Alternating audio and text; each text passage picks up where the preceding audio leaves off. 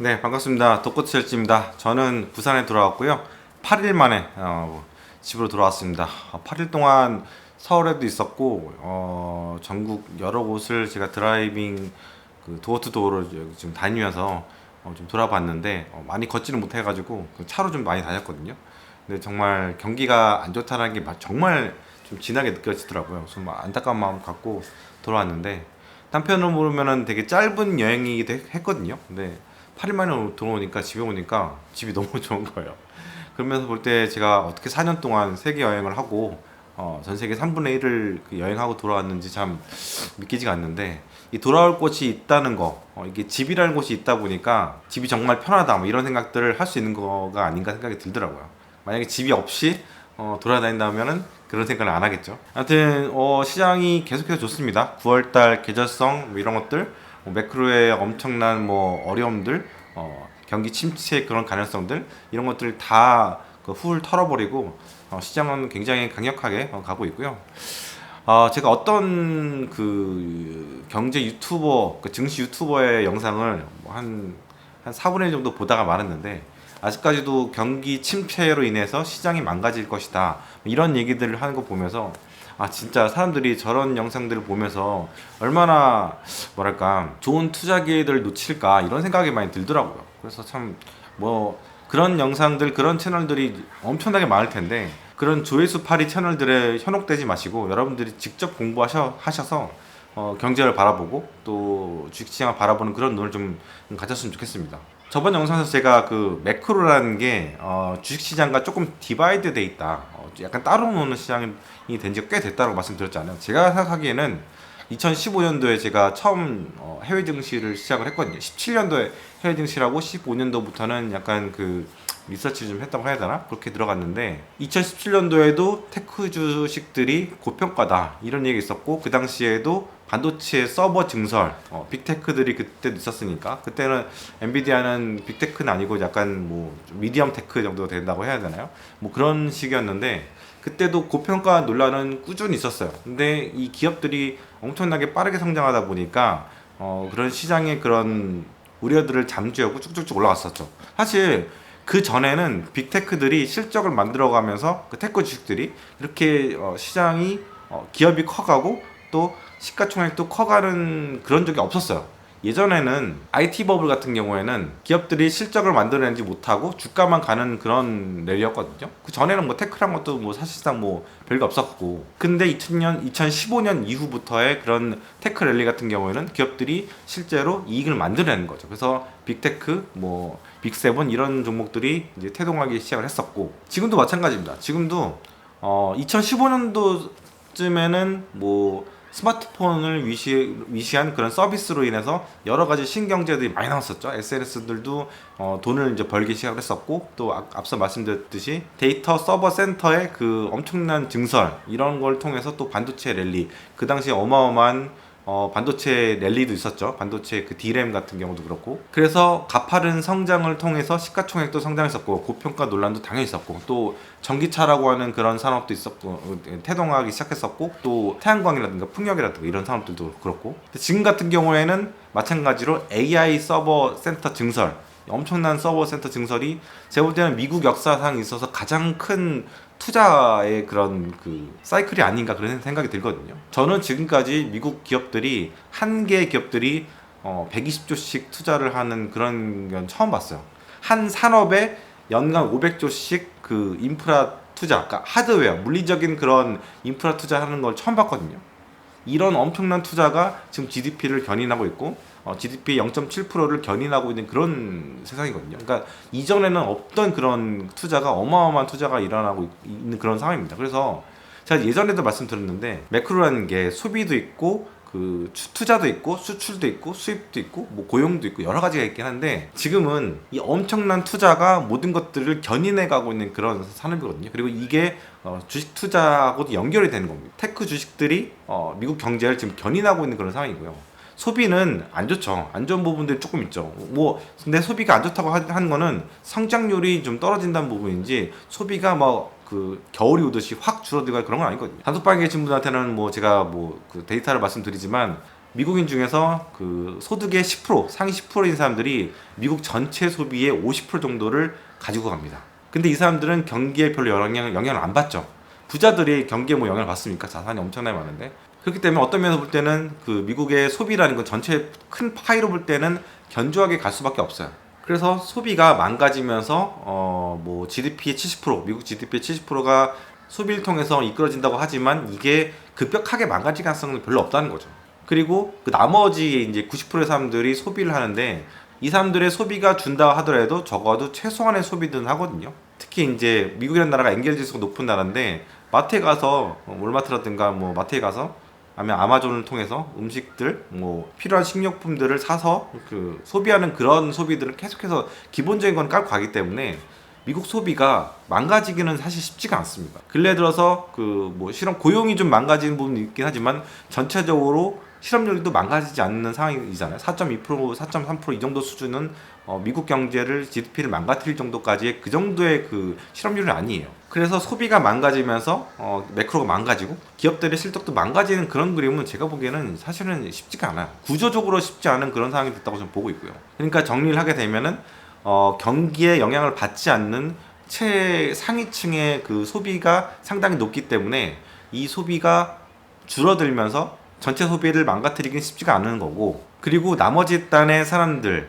그 사람들의 소비가 망가지기가 쉽지 않은 거는 최소한의 소비는 유지를 하기 때문에 전체적으로 다 망가지기가 쉽지 않다. 그래서 구조적으로 망가지기가 쉽지 않다. 그 얘기를 좀 드리고 싶습니다. 미국 경제는 지금 투자를 통해서 경제가 성장하고 있고, 그리고 주식시장도 이쪽 섹터가 견인하고 있는 그런 상황입니다. 그래서 재밌는 차트 제가 보여드리면은 러셀 2000 같은 경우에는 여기에는 뭐 테크 엄청난 빅테크들이 있는 그런 쪽이 아니라 중소형주들, 특히 이제 미국인들 내수주들 이런 쪽들이 이제 포진되어 있는 곳이잖아요. 근데 아시다시피 소비가 그렇게 지금 엄청나게 막 강력하진 않은, 그러니까 약간 그 그냥 견조한 정도 수준, 이 정도 수준이다 보니까 여기는 그 주가 추이가 별로 좋지가 않아요. 그냥 플랫하게 가는 그런 측면이 있는데, 근데 그에 비해서 테크주들은 미친 듯이 올라갑니다. 이게 뭐냐면 테크주들이 성장을 하고, 그러니까 이익을 만들어내고 또 투자를 하고, 이게 선순환이 계속해서 반복이 되는 엄청난 큰 사이클이 지금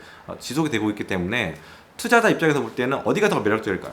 당연히 테크주들. 그렇기 때문에 요즘 말이 많은 게 뭐냐면은 쏠림 현상이 심하다. 당연히 쏠림 현상이 심하죠. 왜냐면 장사가 잘 되는 곳이 쏠림 현상이 심할 수밖에 없는 거죠. 그렇기 때문에 돈들이 다 이쪽으로 몰리고 있다. 이게 어떤 면에서 볼 때는 꼭 나쁜 것만은 아니다. 왜냐면은 장사가 잘 되는 집은 당연히 장사가 잘 되는 거고, 그리고 거기에 사람들이 투자를 하는 거니까 이게 뭐 잘못된 게 아니죠. 당연한 겁니다.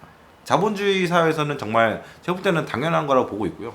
물론 이제 다 같이 잘 되면 좋긴 하겠지만 뭐 그게 쉽지 않잖아요. 예를 들자면 한국의 부동산 같은 경우에는 서울은 쭉쭉쭉 올라가고 나머지는 이렇게 가라앉잖아요. 근데 단지 이쪽으로 돈이 쏠린다고 해서 이게 언젠가 서울 부동산은 언젠가 고꾸라진다, 이렇게 말하기 쉽지 않은 거예요. 왜냐면 아직까지도 계속해서 적어도 5년 10년 동안은 제가 보기에는 서울 부동산은 계속 갈 거라고 보고 있거든요. 왜냐면 그만큼 매력적인 입지가 있고 매력적인 그런 여러 가지 요인들이 있기 때문에 가는 데는 다 이유가 있는 거죠. 그리고 그에 비해서 그 외의 지역 같은 경우에는 못 가는 거는 다 이유가 있는 거고, 그러니까 이유가 없이 그냥 서울 부동산에 쭉 간다면 이거는 버블이고 언젠가 꼬꾸라지겠지만, 그게 아니라면 서울 부동산이 가는 건 맞다. 그렇기 때문에 서울 부동산을 살려고 하는 수요는 제가 볼 때는 그렇게 잘못된 건 아니다.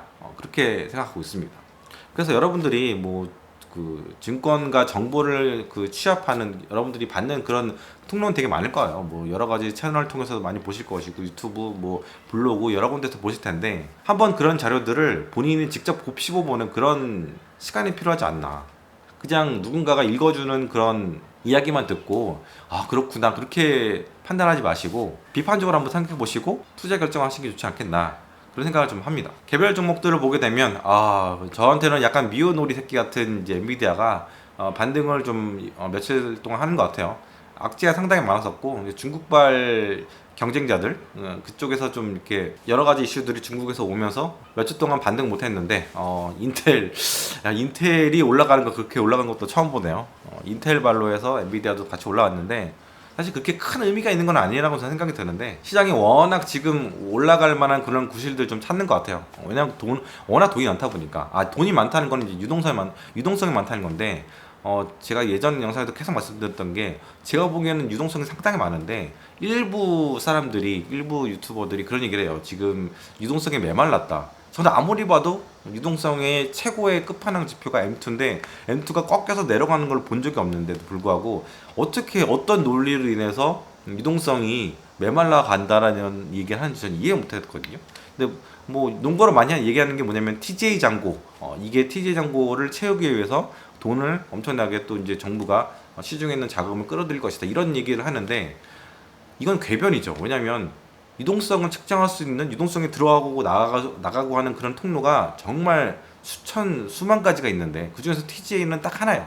TJ 잔고를 채우기 위해서 주식시장을 망가뜨리고 시중의 유동성을 망가뜨린다? 이런 적은 한 번도 없습니다. 그리고 이 잔고 자체가 엄청나게 큰 것도 아니거든요. 전체적인 미국의 그 유동성을 좌지우지할 수 있는 그런 정도의 이제 사이즈가 아닌데도 불구하고 이 TGA 잔고 하나 때문에 시중에 그 9월달 그 유동성이 망가질 수 있다. 그렇기 때문에 대피해라. 현금 만들어 놓고 빠질 때 사라 이런 얘기 하는데 그렇게 하는 전략이 맞지가 않는 거죠.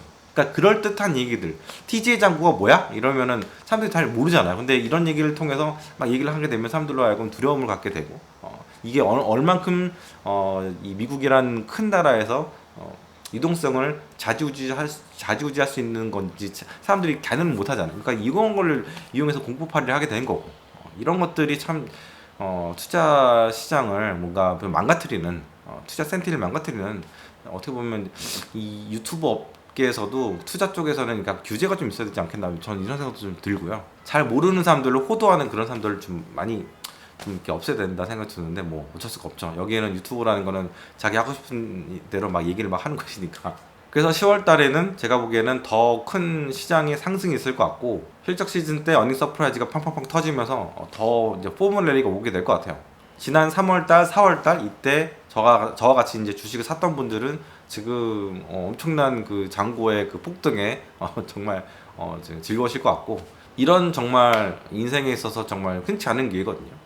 앞으로도 이런 기회가 많을 건데 정말 4월달 돌이켜보면은 시장의 피가 낭자할 때였죠. 왜냐면 거의 뭐 S&P 500 선물지수만 해도 거의 30% 가까이가 빠졌던 때니까 종목들도 엄청나게 빠졌었고 엔비디아도 반토막 가까이 났었던 때였고 그런 거 생각하게 되면은 앞으로도 이런 기회가 있게 되면은 이런 식으로 투자하면 된다 이런 마인드 이런 그 배움이 좀 있었으면 좋겠다 그런 생각이 들고요. 연말까지는 무난하게 갖고 가게 될 것 같습니다. 지금 S&P 500 같은 경우는 한 6,700 좀 안 되죠. 계속해서 올해 22번째 그 신고가를 내고 있는데 이 지수 자체가 많이 올라간다고 해서 두려워하지 마시고 이 지수가 합당한 그런 이유가 있는 상승이라고 한다면 마음을 좀 편하게 가지셨으면 좋겠어요. 단순히 퍼만 봐도 22 정도밖에 안 되는 그런 상황이잖아요. 이걸 가지고 뭐가 버블입니까 이게? 이거는 전혀 버블이 아니고요. 또 기업들의 그 성장 속도, 성장률 이런 것들을 보게 되면 이게 그 성장 속도를 보게 되면 22가 살짝 평균보다 높다 하더라도 그렇게 높은 것이 아니다.